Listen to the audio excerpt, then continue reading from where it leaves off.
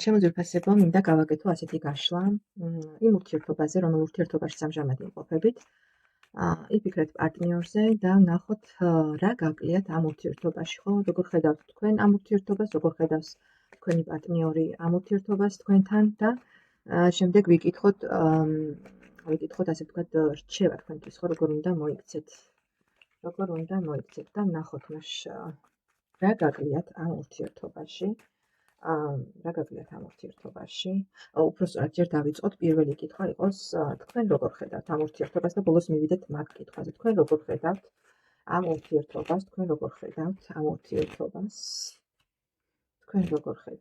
ურთიერთობას? შემდეგ ვნახოთ თქვენი პარტნიორი როგორ ხედავს ამ ურთიერთობას,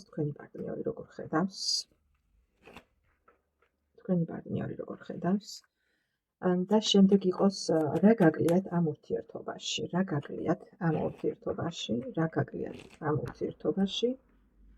და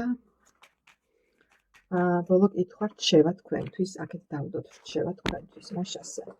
დასტის ფონი მეუბნება, რომ ურთიერთობაში არის რაღაც გულის ტკივილი, ჩემო ძვირფასებო, 5-1000 მაქვს და რაც იმის საფუძველს მეუბნება, რომ რაღაც ურთიერთობაში ნამდვილად არ არის კარგად საქმე, ვნახოთ რაშია შესაძლებელია რაღაც უსიამოვნება, რაღაც გაურკვევლობა, ვნახოთ რას გვეტყვის. როგორ ხედავთ თქვენ ურთიერთობაში თავს, რომელ ურთიერთობაშიც ამჟამად იმყოფებით, ჩემო ძვირფასებო? აქ ფაქტია, რომ 5-იანი ხმალი, შემდეგ კოშკის არკანი და 10-იანი თასი, ჩემო ძვირფასებო, 10-იანი თასი. რა გითხრათ, როგორც ჩანს, თქვენს ურთიერთობაში არის რაღაც კრიზისული პერიოდი, რომელიც ძალიან, ასე ვთქვათ, გაფორმებული აქეთ და ძალიან ბევრ საფიქრავს გიჩენთ, ხომ?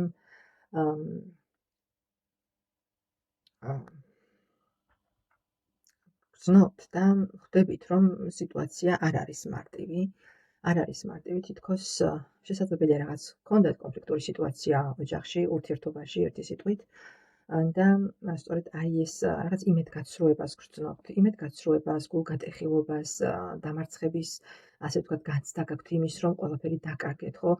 თან გინდათ თითქოს, რომ გაერიდოთ ამ ყველაფერს, წახვიდეთ ურთიერთობიდან და რაღაცნაირად ყველაფერი ისეთი ძლიერი და ისეთი მტკივნეული იყო ეს თქვენთვის, რაც მოხდა, რომ ძალიან გიჭირთ ამ ყველაფრის გააზრება, ხო? რაღაცნაირად ტკივილს გრძნობთ, მოულოდნელად მოხდა თითქოს ის ყველაფერი, რაც მოხდა, იმედგაცრუებულად გრძნობთ, მაგრამ მინდა გითხრათ, რომ ჯერ კიდევ შესაძლებელია გაქვთ იმის, ასე ვთქვათ, ჯერ კიდევ ფიქრობთ იმას, რომ შესაძლოა ყველაფერი არ არის დასრულებული, ხო?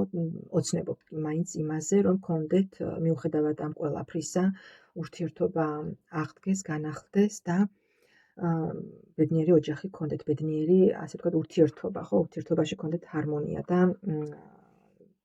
გაგება. მაგრამ მე მინდა გითხრათ, რომ ძალიან გულგატეხილი ხართ იმით, რაც ამჟამად ხდება ურთიერთობაში. თითქოს იმასაც გრძნობთ, რომ უსამართლოდ მოგექცენ, ხო? რაღაც უსამართლობის განცდა გაქვთ, მაგრამ მაინც რაღაც პატარა გულის კუნჭულში მაინც გაქვთ იმედი იმის, რომ შესაძლოა ეს ურთიერთობა გადარჩეს და გამოსწორდეს, ხო? ანუ აღდგეს კვლავ. ვნახოთ თქვენი პარტნიორი როგორ ხედავს ამ ურთიერთობას, თქვენი პარტნიორი. 2-იანი პენტაკლი, 4-იანი ხმალი და 4-იანი პენტაკლი. ჩემო ძვირფასებო, იცით როგორი მომენტია აქ? თქვენი პარტნიორიც მინდა გითხრათ, რომ რაღაც ფიქრის პროცესშია, რაღაც ცდილობს, რომ თითქოს რაღაც ბალანსი შეინარჩუნოს, თითქოს არ დაკარგოს ის სტაბილურობა, ხო? ანუ რაღაც თან ცდილობს რაღაც არჩევანი გააკეთოს, ცდილობს მოერგოს სიტუაციას და რაღაცნაირად შეინარჩუნოს ის, რაც მისთვის ძვირფასია. მაგრამ თან ამავე დროს არის დისტანცირებული, თითქოს ჩაკეტილი საკუთარ თავში, საკუთარ ფიქრებში და ცდილობს რაღაცნაირად, რომ იპოვოს ოქროს შუალედი არ დაზარალდეს თვითონაც და შესაძლოა ფიქრობს თქვენზეც ხომ, რომ არ დაზარალდეთ და რაღაც კონსენსუსი მოძებნოს, დაბალანსდეს, მაგრამ გაურკვევლობაში მინდა გითხრათ, აქვს თითქოს სტაბილურობის დაკარგვის შიშიც. შესაძლებელია რაღაც მატერიალურის დაკარგვის შიშიც აქვს, ხო? პენტაკლებია და არც ეს არ გამოირიცხება ჩემო ძვირფასებო. ანუ შიში აქვს იმის, რომ დაკარგავს სტაბილურობას, დაკარგავს ფინანსურ, მატერიალურ მხარეს და ამ ურთიერთობას ხედავს, როგორ გითხრათ, იცით, სტაბილურ ურთიერთობას, რომლის დაკარგვის შიშიც გააჩნია თქვენს პარტნიორს, ხო? და აი ამაზე ფიქრობს. თითქოს არ უნდა, რომ ეს ურთიერთობა ხელიდან გაუშვას, დაგკარგოთ. მაგრამ თან ამავე დროს ემოციური თვალსაზრისით დისტანცირებულია ერთი სიტყვით თქვენთან. დისტანცირებულია და უჭირს ძალიან უჭირს იმის გაანალიზება და იმ ყველაფრის, როგორ გითხრათ, კონტროლი, რაც ახლა ხდება თქვენს ურთიერთობაში. რეალურად თვითონაც გაურკვევლობაშია, ხო, თვითონაც ვერ, ასე ვთქვათ, ვერ რა გადაწყვეტილება მიიღოს და როგორ მოიქცეს, თვითონაც არ იცის. კი, საკმაოდ მტკივნეულად უყურებს თვითონაც იმას, რაც ხდება ურთიერთობაში. ძალიან ბევრს ფიქრობს და დასკვნებს ჯერჯერობით ვერ აკეთებს ერთი სიტყვით. ნახოთ, რა აკლია ამ ურთიერთობას, რა აკლია თქვენს ურთიერთობას, ნახოთ ჩემო ძვირფასებო და აქ არის ხმლის რაინდი, სამიანი თასი და ორიანი ხმალი, ჩემო კარგებო. რა გითხრათ, ურთიერთობაში არის დაძაბულობა, კომუნიკაციის ნაკლებობა, ჩემო ძვირფასებო. და ფაქტია, რომ თქვენს ურთიერთობას აკლია გულითადი საუბარი, ერთად რაღაც კონსენსუსამდე მისვლა, გადაწყვეტა ერთობლივად. აკლია აი მეგობრული ურთიერთობა, ხო, ემოციური ნაკლებობას განიცდის თქვენი ურთიერთობა. მხოლოდ აგრესია ჩანს აქ, წყენა და გაურკვეველი სიტუაცია, რომელიც აი ჯერჯერობით ესე გაურკვევლად რჩება, ხო?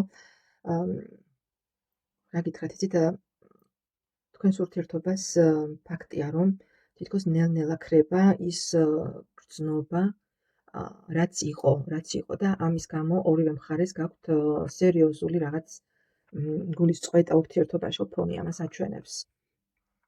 რომანტიკა აკლია და ერთად საუბარი, დიალოგი აკლია თქვენს ურთიერთობას, მეგობრული, გულითადი გვერდში დგომა ერთმანეთის, რაც შეიძლება რომ ნორმალურ ოჯახს ჰქონდეს, აი ეს ერთად დაჯდომა და დიალოგი აკლია ერთი სიტყვით, რომ შევაჯამოთ.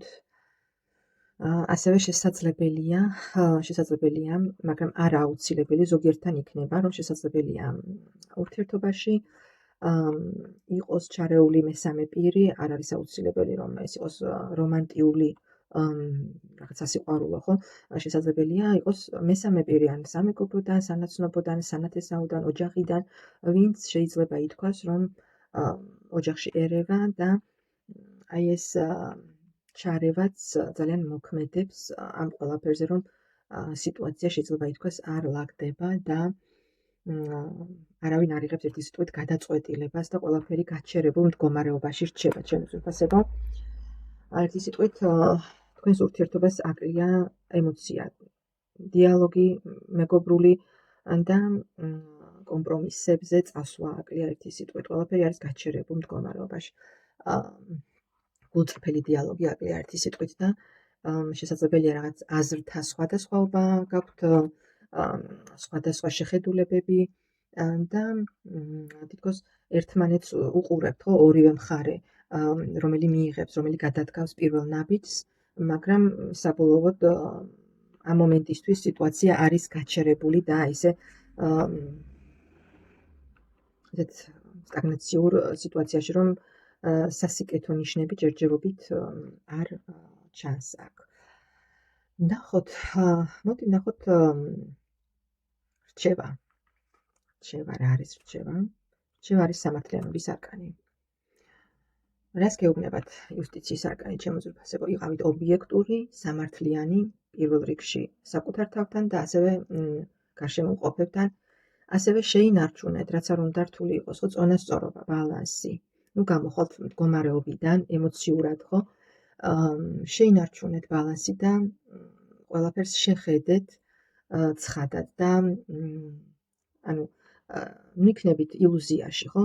საღი გონებით, ცივი გონებით შეხედეთ ყველაფერს, ყველანაირ სიტუაციას და ისე მიიღეთ გადაწყვეტილება. აი ეს არის ჩემო ძვირფასებო რჩება თქვენთვის.